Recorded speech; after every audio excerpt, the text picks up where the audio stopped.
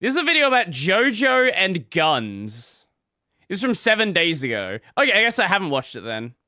What Jojo understands about guns that other manga don't. There's this idea that, like, any power system is just eliminated by the existence of a gun.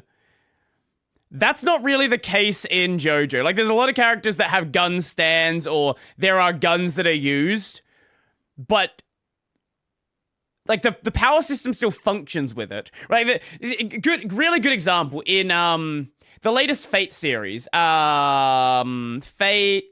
what the fuck was it? Fate Strange Fate.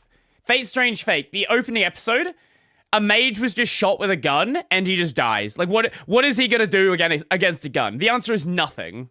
Briefly analyze these two interactions and tell me which one is more interesting to look at. Oh yeah, JJK is also a good example as well.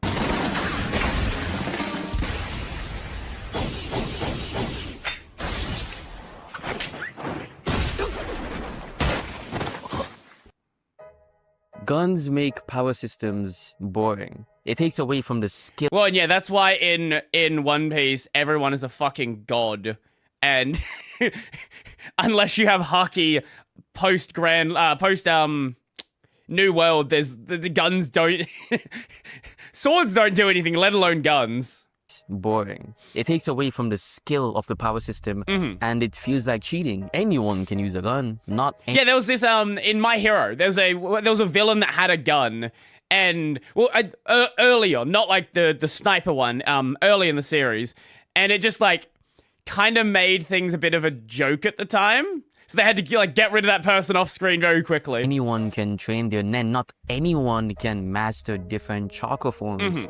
So if these people had guns, it would almost feel like a shortcut. Like they're doing a disservice to the power is a great system. example of the power system being killed with a gun. It works as an antagonistic force, like a negative pull that you just rather stay away from. It's like a negative to your story. It's just better to not deal with it in the first place. That is the primary reason why most power systems don't utilize standard issue guns. They either make people strong enough so that guns don't matter, or if there are guns in the series, they're just so irrelevant or do nothing to the point where it doesn't matter. Even Usopp as a sniper uses a slingshot for the first half of the series, and the second half uses a bigger slingshot instead of a gun. Because the truth is, unless written by the top 1% of authors, gun combat is simply uninteresting. It's basic. It feels like it takes... Well, if you're just gonna do straight up regular gun combat, it can get very boring. If you're gonna like start doing some anime bullshit, you can make it fun, right? Like, you know, if you take a series that doesn't have a power system, like High School of the Dead, you can do some stupid shit with it. Little to no skill, because it's usually 1 or 2 shots to immobilize or kill your opponents.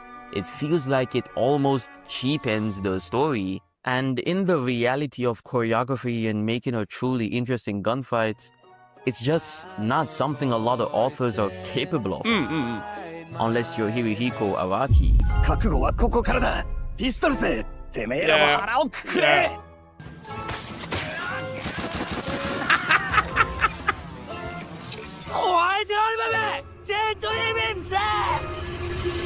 Araki is one of the only artists I've seen with a well-established power system that still allow for gunfights to be some of the most high-skill, big-brained, well-choreographed, and high-stake encounters. Man, Part 5 is so good. You see, the thing with guns is that guns have rules. And because of those rules and how strong guns are, they can hurt your story in so many ways that authors rather just run away from it.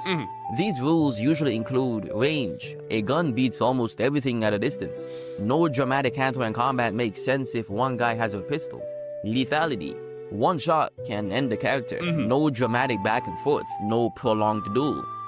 It kills a lot of tension in close combat scenes. If your protagonist is a skilled hand-to-hand fighter, which most protagonists are, any random thug with a gun should be able to erase that skill gap immediately. Writers want competence to matter. Think of it as a video game and skill expression. Guns, in usual circumstances, remove that skill expression that the author wants to show with his power system. However, Araki used these rules to his advantage and added a twist to them like he does everything. Rather than running away from it, he embraced guns and their rules. Can we call the flag of Sweden the swag? If you really want to. Araki used the gun rule of lethality and made it so that gunfights have so much stakes. Stands as a power system is a supporting network. It's like a mold. Whatever you put in it, it absorbs it and gets stronger, whether it be swords or guns.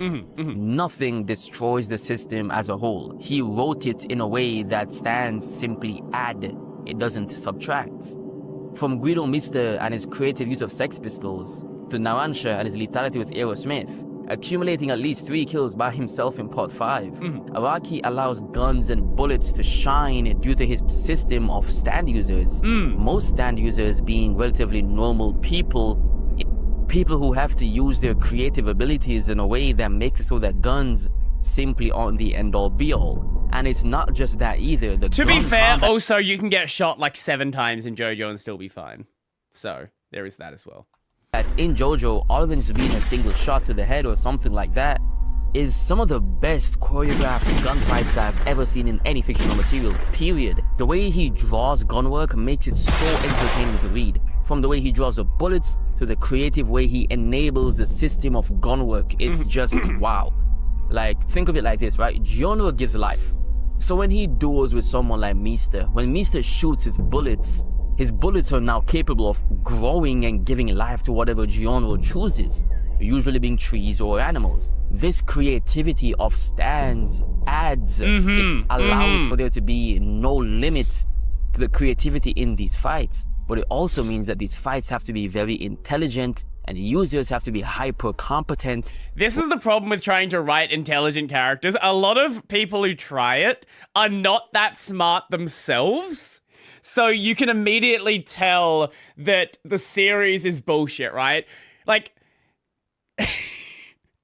this is a common problem you see in isekai series. You have someone who's supposed to be this, like, master assassin, this master spy, and then you read the series and immediately they start doing things that make no sense. They start missing hyper obvious things. And it's just like, it takes you immediately out of the world that you're in. For these battles to work, which makes the fights more memorable and good. And Araki is so versatile that guns are included in some of the best battles in Jojo period, especially when it comes to conclusions. From Gyro to Ringo to the finale with Johnny versus Valentine. Of course, plus some spoilers are ahead. Valentine is a dimension hopper with impenetrable defense, and Johnny has nail bullets that have infinite rotation that can pierce through any defense. Under the right circumstances, this dude is strong enough to one-shot Gojo, and he showcases that power. People like to talk about Gojo as this really strong character. Gojo is strong within JJK. Put Gojo in basically any other, like, big shonen universe, and Gojo is a fucking joke. People are like, oh, could Gojo beat Goku in a fight? Goku can blow up planets. Goku can blow up galaxies. No, Gojo could not beat Goku in a fight. With his stand ability and his creative battles throughout the series. Goku can disrupt entire universes. He can disrupt multiverses with an attack. No.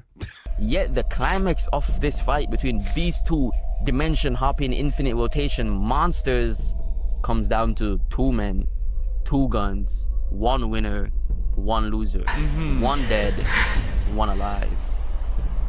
My heart and actions are utterly unclouded. They are all those of justice. Goku's the man of anime? Yeah, pretty much. Pretty much.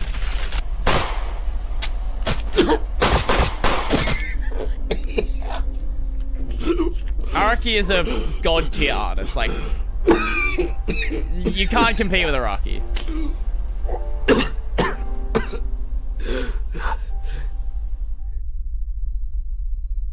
Oh. It's one of the best final duels in the series. Even ignoring the story and narrative relevance and beautiful writing leading up to it, just by itself, It's just a beautiful duel. Just the exchange, the combat, the missed shots, the shots that connected, the vital points. The choreography of this exchange between Johnny and Valentine is a gunfight for the books. It is a masterpiece in itself. And Gyro versus Ringo isn't a traditional gunfight, as Gyro is using steel balls, but Ringo is arguably the best user, if not duelist, of a gun in the entire series. And that fight means so much to Part 7 and the Jojo franchise as a whole. It's arguably the best side villain fight in Jojo period. And if you know Jojo, you know Jojo has insane side villain fights. It probably has the best side villain fights in any manga. This is how Araki uses the rule of lethality to make a gunfight one of the most interesting fights in the entire series. Gyro is someone that has a home to go to. He entered the race to save a boy's life, yes. But Gyro doesn't really know what it means to bet your life at this point to accomplish your goals, because he never had to do that. Johnny does, because Johnny... I was on Nya recently and someone uploaded 144 FPS interpolated anime.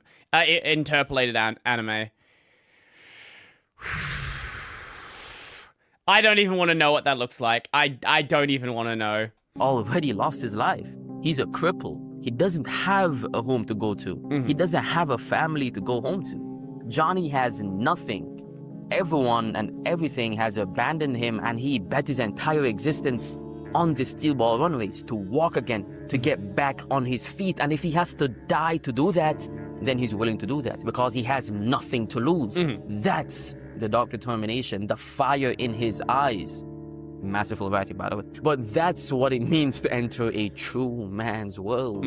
Gyro has a lot to lose. He has a father, a loving family. He has potential lovers and friends to go home to. Gyro came here to help someone, yes, but it's a want, not a need. Sure, it sucks if the kid dies, but Gyro could go on living. And because of that dangerous subconscious, he's not willing to bet his life. He doesn't know what that means, and he still clings to life like a child. And that's the relevance of this fight. Ringo brings objectivity. He doesn't give you a choice. You have to bet your life here in this duel, live or die. If you saw the first duel with Gyro, Gyro didn't kill the guy. Gyro simply incapacitated him and protected himself. If the guy dropped his gun as he said, he would have been fine. Ringo won't allow that. Ringo won't allow Gyro to get away. Live or die. Do you... Togashi is the GOAT for me. I'll have Kofi until the day I die, the next Hunter x Hunter chapter. Hunter x Hunter, I still stand by the fact that Hunter x Hunter should have ended with the scene where Gon meets his dad and like actually has the discussion with his dad. The introduction of the Dark World, or whatever the fuck it's called, that was such a mistake. He was already struggling to keep the manga going through Chimera Ant. The fact that he's like, I'm just gonna keep going now forever. It was a very big mistake. Have what it takes to continue this race. You see, Ringo believes a modern society is one, consumed by decadence and hollow violence. And the cure is what he calls the true man's world. A return to honorable kill or be killed conflict as a simple solution for self-purification. His stand, Mandem, literally reverses time, mirroring his literal desire to rewind civilization to a more naturalistic form. Fire fucking writing. When Gyro kills Ringo, Ringo doesn't see defeat. He sees his philosophy being passed on. Gyro was forced to embrace a kill or be killed situation, and once you are willing to die for something, you can truly be alive and accomplish whatever you want to accomplish. So Ringo welcomed him into the world that he preached of, the true man's world. What a fucking series it's Jojo just is. Beautiful writing, and this conflict all stakes itself on a traditional Western duel, a traditional gunfight. So what do we learn here? I learned that depending on the execution of the rules, any superpower, magic, gun, or weapon can be used in the favor of enhancing your story, your piece of literature, or it can also be used to drag it down. What matters is the planning and the execution. What does it stand for? The fight itself should mean something. It's not just about the weapons. That's what I learned today as a writer. If you guys want to read my story, link in the description. It is free, and I would really appreciate it. Okay. Okay, that was cool. That was cool. I like that. So I didn't mention anything about Araki's original gun stand, the Emperor.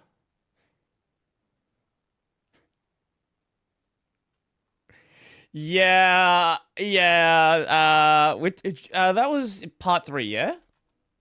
The Emperor. Yeah, that was part 3. That was part 3. Yeah, he didn't mention part 3 whatsoever. Did I see the latest LTT Linux challenge yet? No, I haven't. I'll save that for the main channel. That'll be saved for the main channel.